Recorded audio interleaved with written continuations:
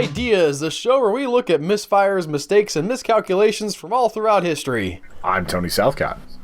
And I'm Albert Berg, and today's episode is brought to you by our featured patron this week, Philip Ripper. Thank you so much, Philip, for being a patron. Thank you. Tony has the bad idea for us this week. What do you got, Tony? We're going to be talking about the 2012 movie Foodfight.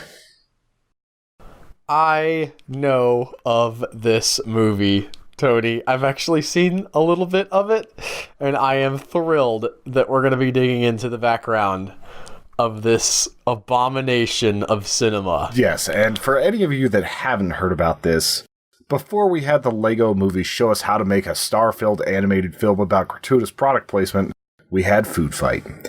In 2012, this little-known animated film squeaked out of a release in the UK, and despite its all-star cast, including Charlie Sheen, Wayne Brady, Eva Longoria, Hilary Duff, and Christopher Lloyd, among many others, the film wallows in obscurity. Or maybe the word should be infamy. This piece of hot, rotten grocery garbage is in a class all its own. Yes, it is. Can you describe for the good people out there the premise of Foodfight? Well, it starts off with a sort of Toy Story ripoff. Like, brand mascots called Ikes come to life after the grocery store they live in closes at night. And basically they're fighting back against the forces of the evil brand X, which is sort of a generic brand. So what went wrong with all this? We want to be clear. These are real brands. Yes. And there are lots of them. More than you can imagine. And from what I was reading, more than like 30 or 40 brands got cut out of this because they just didn't have the money to animate a lot of them. So you're looking at like Charlie the Tuna and all these other ones, like Mr. Clean, all these just full-on name brands being shown fully on screen in one of the worst pieces of cinema ever made. How did this happen, Tony? Well, let's take a look back at the origins of this film. Lawrence Kasanoff is a director and producer who helped found Lightstorm Entertainment and Threshold Entertainment. Lightstorm you might know because it's actually the company that James Cameron made that did Terminator 2 and a bunch of other movies. I'm just imagining, like, you can label yourself as a producer of Terminator 2 or a producer of Foodfight. Yes, and that's a wide-ranging resume right there. Very much so. And Kasanoff himself has been a producer on some very successful movies. He did True Lies. He did the Mortal Kombat series, which I know those aren't exactly quality, but they were very successful. And 8-year-old me liked it a lot. He has made some movies that have made some serious money. Mortal Kombat was $18 million to make, $130 million or so at the box office. And he's got a fair amount of them. But Threshold Entertainment was basically their new animation wing of what he was trying to work on. And a lot of the things that they did were actually based around amusement parks. Like if you've ever seen the rides where you get on and you're basically on a platform that can move and shake so that it feels like you're actually in a spaceship and there's like lighting effects and all sorts of other stuff happening. They've made a lot of those ones. Like they even made one that I went to, the Star Trek 4D experience at the Las Vegas Hilton, which I don't think is actually around anymore. But they did make some pretty cool rides. So they're like high-end D-Box producers, essentially? That was part of what they did. Okay. So they were able to make some really cool 4D experiences, but they decided that they were going to make their own Pixar competitor, basically, by making an animation studio inside of Threshold. Well, so far, this sounds reasonable. I mean, they are familiar with the world of film. They're familiar with, like, I assume they have, like, some actual hardware installed somewhere, so they must have a distribution plan of some kind. Yeah, and they were able to secure a lot of funding for this type of movie, so they obviously had good connections. Yeah, these aren't just some guys who popped up and were like, hey, give me money! Like, they actually did have some bona fides, I don't know how you say that, behind their name. Like, they were legit for a while anyway. Definitely, and even with, like, his track record of a bunch of bad 80s horror movies like Blood Diner, which is actually pretty awesome, there's, like, it seems like they knew enough of what they were doing to get by. Is Blood Diner the one that had the diner, but with, like, the NR was out, like, the lights were out, so it just looked like Blood Dye? Yeah. Okay. That is the one. Okay. It's sort of a horror comedy, so it's not quite entirely horror, but it was a lot of fun. It's been a long time since I've seen that movie, though. I remember seeing that in Redbox. Must have gotten a re-release or something. Maybe it was a remake. Could be. Now, this might have been released in 2012, but production started long before that. When I say long, I mean more than a decade prior. Kasanoff began making Foodfight back in 2000. He had this to say about the new animation division and the film. In terms of coming to an independent digital animation studio making a digitally animated movie right now, I think we're pretty much it. He told that to Animation Magazine back in 2002. We've got the movie, we've got the property, the place, the equipment, the talent. We're there. Do we believe our next movie, Foodfight, is going to be a huge hit? Of course we do. You know what his problem was? He had his release date tied to the release of Duke Nukem 3D. Or Forever, I mean. There are a lot of parallels. Like, and we'll get into some of these with Duke Nukem later. Like, his animation team was actually animating an entirely different style than what he wanted. He wanted it to be more like motion capture realism, even though you're talking about dogs and tuna and like chocolate squirrels and all sorts of other things. And they wanted to do like a Looney Tunes style, like stretchy and weird and doing a bunch of silly stuff. So that was part of the reason why production took so long on this, is because they would finish animating something that would take weeks to do, and he wasn't happy with it. It would seem like you would watch what they were doing as they were doing it. I'm sure you're going to get more into this, but this sounds like maybe some poor management coming our way. Yeah, he said that it was like speaking different languages than the animation team. Like, he just couldn't get what he wanted across. I think a lot of it is straight up just communication errors on his part. So the movie would feature Cap'n Crunch, the Energizer Bunny, Charlie Tuna, Mr. Clean, and a whole myriad of other junk foods like M&M's and Skittles. More than that, the entire grocery store would just be filled with every brand you could think of. You're seeing Swiffer, you're seeing every type of cereal imaginable. Just, it's all there. But they didn't have the animation set so that a lot of these brand icons could actually be there. So a lot of them are just like really random, generic humanoid characters that you don't really find out what they're selling or what they're doing. And also, there's a lot of hardcore stereotypes in this movie that get a little bit uncomfortable later. But right now, like in the early 2000s, there was a watchdog group called Commercial Alert. And all the way back in 2002, they said it raises the commercial assault on the kitchen to the new level of brazenness. Some people will stoop to any level to make a buck, and sadly, Foodfight is an example. It looks like a 2-hour parade of junk food at a time when we have skyrocketing levels of childhood obesity and type 2 diabetes. I mean, that's maybe a valid criticism. From my perspective, I think about normally clearing a brand is something that's like a headache for the people who are making a movie. I remember that in season 3 of Better Call Saul, all of the episodes were going to end in O. And at one point, one of the episodes was supposed to be called Jello. And like right before the episode aired, Jello contacted them and said, "Hey, actually, you can't use our name, guys. That's not, like, you didn't get that okay." And since it was a name brand, they actually had to change it to the Alpine Shepherd Boy, which really threw off the naming convention. But I'm just thinking, like, somebody decided, you know what I want to do to make a movie? I want to clear a bunch of brands. I still wonder how Ready Player One got that done. That was a lot of franchises. Yeah, and I guess to be fair, like, the idea that they're advertising, right, similar to how you name dropped Lego Movie, I would think a closer example of a movie that at least made some money and looked like a real movie doing this was the Emoji Movie. Yeah, and anytime you start reading about this movie, people bring up the Emoji Movie. It's all over the articles, even though the Emoji Movie came out, I think, 2017, 2016, somewhere in that range. And actually made money, too. Yeah, somehow. With over 80 mascots and brand icons at their disposal, Foodfight had a lot of liberty to play with these characters. Instead of making some of these icons into the lead characters of the movie, they settled on Dex Dogtective, a hard-boiled stereotype that looked like a dog version of Indiana Jones. This is Charlie Sheen's character. Yes, this is Charlie Sheen's character. When his love goes missing, he turns into a milkaholic who owns a club and rips lines from Casablanca.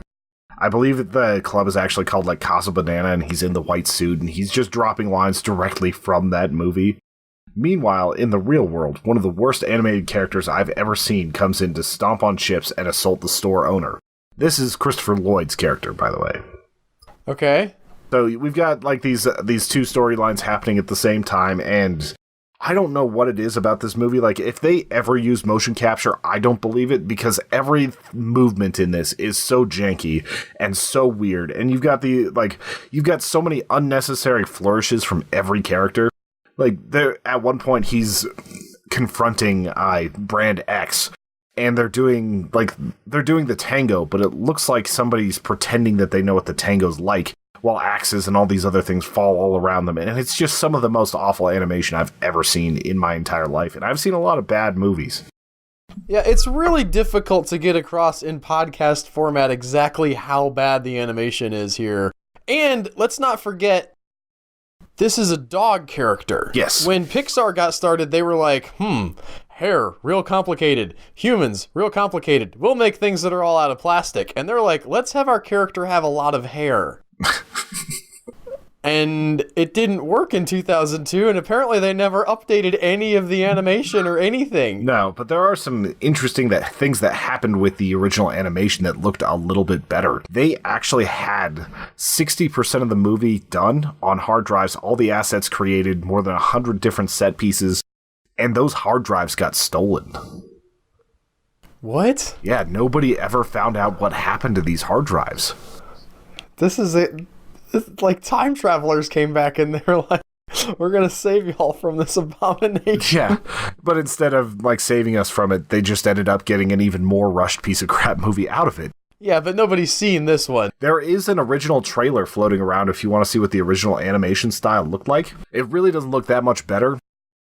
It is more vibrant and more colorful, because the end result of this got kind of drab, and things didn't quite link up, and I think the animation was slightly better, but it was almost a weirder, jankier, cartoonish movement.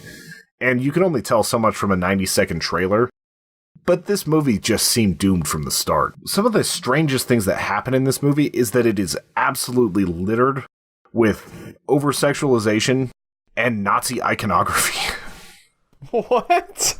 When Brand X starts taking over, you start seeing soldiers marching through the streets in black outfits with Kaiser helmets, as well as all of their icons being like the Nazi-style eagle, like just put on everything.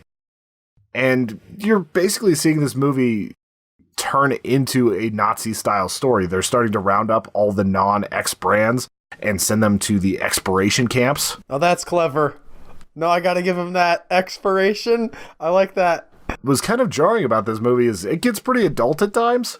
Like, you're seeing some of these brands, like this little cheese puff that was the head of the French Resistance, being full-on murdered and slowly dying on camera. And you're seeing, like, one of the most stereotypical characters, this Kung Fu dragon, get beat to death with, like, a cheese, or a butcher's hammer, like a meat tenderizer. And this is not like Sausage Party, where it was, like, that was the intention, that sort of disconnect between kiddie-looking animation and, like, just horrifying murder stuff. Yeah, like, that was intentional. That was a hard R on that movie. Not the greatest movie, but it kind of reminded me of this while I was watching. It's basically the rated R version of Foodfight. The violence just gets kicked up, and also, you would not expect a kids movie to have so much upskirt action. Okay. Like, every chance they get, would be it the good girl character, played by Hilary Duff, or Eva Longoria's bad character. Like, there's a point where Eva Longoria comes up in, like, fishnet thigh highs and is dancing with the lead character, Dex Dogtective. And we haven't said that name enough, by the way. Yeah, Dex Dogtective, yes. But, like, they're dancing, and every chance they get, they're trying to tease that skirt up as much as possible. She's in thigh-high fishnets in a disheveled schoolgirl outfit, and basically trying to seduce him the whole time.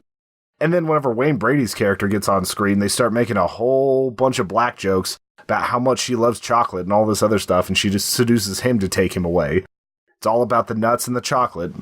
And it's just bizarre, because I know that Pixar and other movies use a lot of innuendo, but this movie just went so far beyond that. Yeah, there's a difference between innuendo and just yelling out in the middle of the theater, "Hey guys, who else likes sex?" That's not it, guys. You've gone too far. There's so many weird angles that they choose to do. The final outfit for Lady X looks kind of like one of the Incredibles outfits for this Elastigirl, like same colors and similar style and everything. But there's one point where she's just dancing on the rooftop because she just drops one-liners for like 30 minutes of this movie. They cut back to her spinning and doing little like pirouettes and things while she's saying really messed up Nazi things. At one point, she puts her leg up on this balcony and it just like zooms in on her crotch as like planes are flying in the background. And it's like, what are we trying to do here? What were they trying to do here, Tony? Is there an answer at the end of this of like what happened? Not really. I think they were just trying to, like, they didn't have the softer touch that Pixar did to include innuendo, to include some adult humor that kids wouldn't get while still making it appealing. I've seen some bad kids movies, Tony. This sounds like something beyond just a lack of skill. Like, this is the guy who's just completely out of touch somehow, that he just hasn't been in contact with the real world since he was like 15, and he has no idea what actual stuff is anymore. I feel like he's a guy who never watched a kids movie before, trying to make one. That's what it felt like. Kasanoff was also the guy who wrote and directed this movie. It's one of the only things he's ever directed other than like some shorts. So for him to just go into this, probably not knowing anything about like directing an animated movie to begin with, it's just such a huge mistake on every level. Especially whenever you see how he directed the animation. Like, whenever you watch these things fight, it really looks like what you would expect a blind person who's been described what Kung Fu looks like if they were to choreograph it. Yeah, I mean, you talked about him wanting them to do more motion capture stuff. It's like he got them to stop making things rubbery and sort of Looney Tunes, but then it didn't make the transition to actually being human. Yeah, so it turned into a half measure that just really did not work. I watched this movie on 2x speed. It was the only way I could get through it. I tried for like 15 minutes. I was going to ask, you speak as if you have seen this. I saw the first 15 minutes and did not feel the need to continue. And you're a person that likes bad movies and schlock, so it's like I could have seen you finding a way to at least be entertained by it. I probably could have. I just, honestly, it was so hard to find. When I went looking for it, it was like on some really sketchy like streaming site, like I don't know, like Vids4U or whatever, where they're also uploading like, you know, Thor: The Dark World, the cam rip version. Yeah, and I found it on YouTube actually, so it is available on YouTube, probably illegally, but I don't think anybody's really trying to get that shut down. This was several years ago. It was not available when I looked for it, and I've just never had the interest.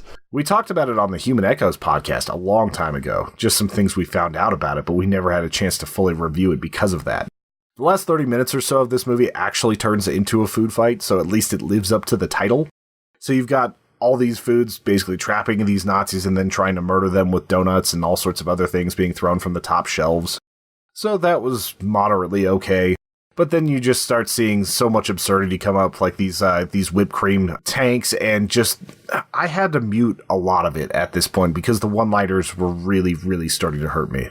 Like, to the point where I almost stopped and decided to do an entirely different topic for this episode. Here's what I'm hearing, based on what you have said about the movie, is that really they didn't even, like, have dialogue.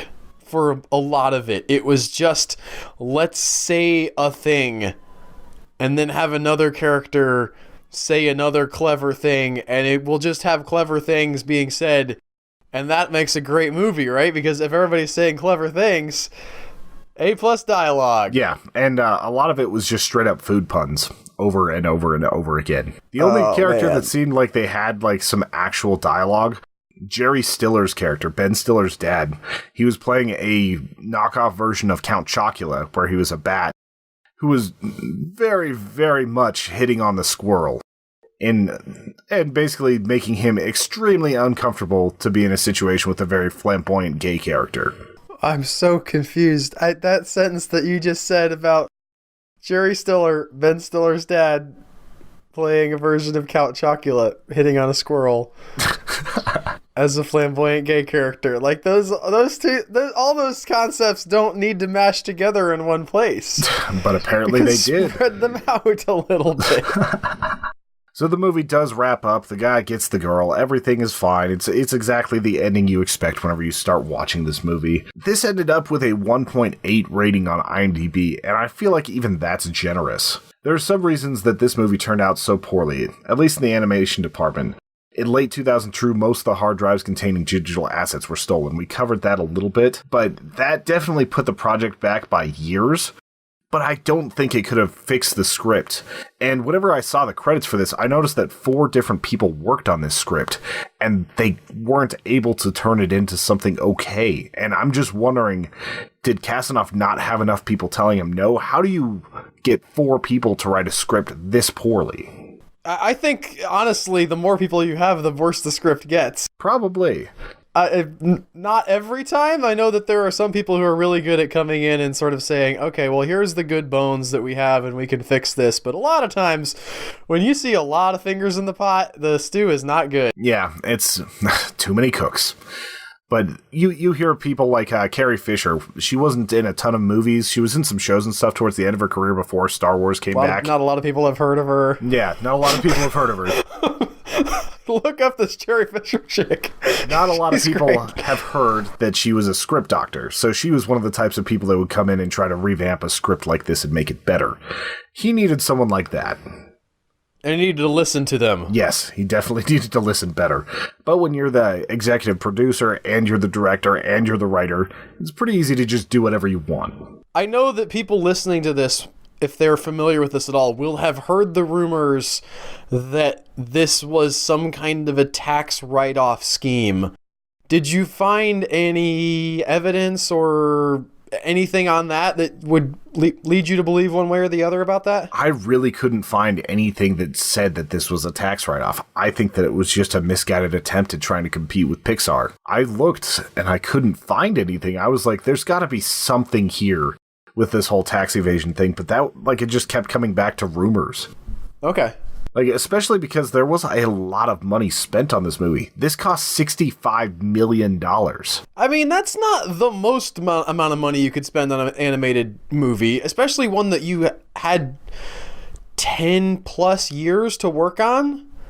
That seems about par for the course. I know that a lot of smaller kids' movies end up being made for around that amount of money, and they might not be great. It's sort of a barrier of entry when you're talking about a feature-length film that's fully animated. Yeah, Captain Underpants, great movie, 2017, $38 million they built it for. Yeah, so they were able to do it for not quite under half, but a decent portion less, like 2/3 of the budget, and made a huge commercially viable success.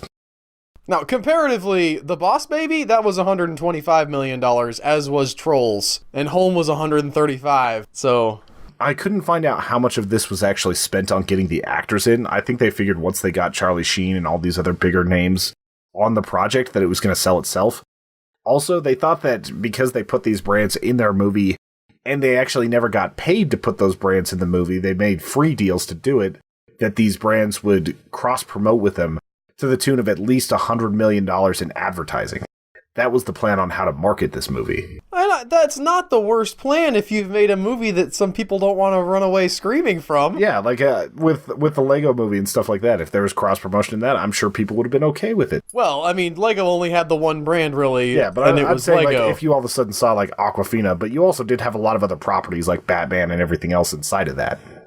I guess that's fair. I'm just saying, I could imagine a world where they made this at least a decent movie, and I saw, a little sticker on a can of Starkist Tuna that said, "Hey, watch out for..." That's the tuna can that has the little tuna guy, right? Yes, Charlie the Tuna. Go check out the Foodfight movie. But they're not going to do that when you make a piece of garbage. Yeah, especially a piece of garbage that takes 12 years. The movie was originally slated to come out in 2005 and was produced for $65 million, like we talked about. It missed the first deadline, then again in 2007 it wasn't ready. Eventually, the rights of the movie were auctioned off for about $2.5 million. When it was finally released, it made a meager £13,000 in the UK and went direct to video everywhere else. And even there, it's hard to find. Yeah, it's not like they're just putting these out on Walmart shelves right now. It must have gone to DVD somewhere, but I've never seen it. Yeah, I almost want a DVD of this just as a collectible, but I don't want to put any money back into this. That's also a fair point. Upon its release, this was universally hated. Rebecca Hawks of the Daily Telegraph described Foodfight as the worst animated children's film ever made. The AV Club... She has not watched any Asylum CG movies for children. I didn't even know they made CG movies for kids. They don't, Tony. Nobody go look that up. Give us the title for one. Cargo. It's ripping off Cars because cars go. I gotcha. Cargo. Do you see what I'm saying there? I'm picking up what you're putting down. Uh-huh. The AV Club stated, the grotesque ugliness of the animation alone would be a deal breaker, even if the film weren't also glaringly inappropriate in its sexuality, nightmare-inducing in its animation, and filled with Nazi overtones, and iconography even more egregiously unfit for children than the script's wall-to-wall gauntlet of crude double entendres and weird intimations of interspecies sex. I want to... The fact that they're, like, Star Wars used Nazi iconography. Like, it's a good shortcut to, hey, these are the bad guys. It's very much like show don't tell type situation. Like, you can just show them marching in a certain way, and they're like, oh yeah, these are definitely bad soldiers. Yeah. So I didn't... That was part of it that I thought, like, okay, this isn't as egregious as maybe some of the other people thought it was. Maybe it's because I'm just one of these... I don't know. Somebody's going to pull this clip up and be like, see, Nazi sympathizer Albert said it on the podcast about Foodfight. No, I understand what you're saying, that it sometimes makes sense to take one of the worst parts of the 21st century or the 20th century and just run with it. So. Okay, well, that sounds bad when you say it like that, Tony. The AV Club called it one of those fall of civilization moments, which might be getting a little out of hand considering nobody saw this movie. It's just so bad in a way that I can't even express to people. And I know you found that out after a few short minutes. If you do check it out on YouTube, like, you gotta let us know what you think of those first few minutes. It's just so wrong. This film, according to Kasanoff, was supposed to get hundreds of millions in cross-promotion from the products featured. It would have also had a tie-in web series, toys, and a whole slew of other things that would turn this into a never-ending franchise. Instead, it died one of the worst Hollywood deaths that I've ever read about. The good news is that Threshold Entertainment is still around even after this mess. They are currently adapting... What are they doing? This is the fun part. I bet you can't guess what they're adapting into a 3-part sci-fi movie. Tetris. Yes. Oh, I knew it! I'm sure I knew it. I heard it somewhere before, I'm sure, and my subconscious was like, it's a 3-part, it's sci-fi, it's terrible idea, it must be the Tetris trilogy. Is that still happening? As of right now, it's still happening. Years and years ago, and I've not heard a peep about the Tetris sci-fi movie trilogy since then. The most recent article I found on it was from earlier this year, so it sounds like it's still happening, but we might be in the 2030s before it gets released, so who knows? Okay. Well, they gotta give Avatar some room. Yeah, definitely. Like, especially because James Cameron isn't gonna share a stage with these guys. They gotta push it out past Avatar 6, because they're gonna make that, apparently. So we have Tetris coming up. We have Kasanoff leading up projects. Despite the failure of this movie, he's still chugging. Threshold is still around. And we're still getting weird adaptations from properties that probably don't need movies. I'm having a hard time imagining what Tetris is going to be like. But I think the bad idea here is, if you really don't know what you're doing whenever you're making a children's movie, don't dump $65 million into it and expect every company just to be happy because you plastered their stuff all over it. Yes, in defense of The Asylum, whose movie I mentioned before, and also they have Trollland, where, like, if you watch the trailer, you just die. I don't recommend it, but they didn't spend, like, any money. Yeah, they're like $200,000 to $500,000 usually on those movies, and that's why they always turn a profit. They do have the voice of Dick Van Dyke in Trollland and Ja Rule. I don't know how they managed that. I don't know how Ja Rule got out of doing the Fire Festival stuff to do that. This was before that, I think? 2016? Actually, maybe that was why. Anything to take their minds off Fire Festival. Trollland? Yes, sign me up. That's that next big movie, right? Anyway, I think that's all we have to say on Foodfight right now, unless Al has some questions. No, I'm good. All right. I'm going to go watch Trollland now.